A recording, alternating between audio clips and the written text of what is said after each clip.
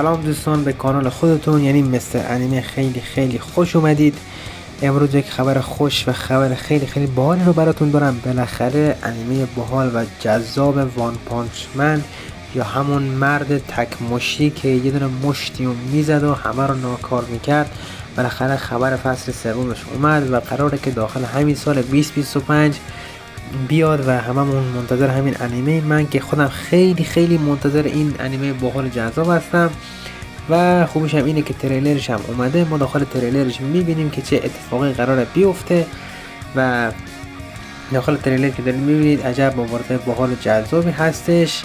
و اگر هم شما به اینجور موضوع یعنی انیمه و اینجور چیزا علاقه دارید و انیمه باز هستید و اگر هم به انیمه خیلی علاقه دارید، خوشحال میشین که به کانال ما یعنی کانال مستر انیمه بپیوندید. اونجا ما کلا ویدیوهایی در مورد همین نمونه ها قرار میدیم و علاوه بر اون یک سری از انیمه های باحال و جذاب که مثل این انیمه هستن و یک سری از انیمه دیگه رو به شما معرفی میکنیم.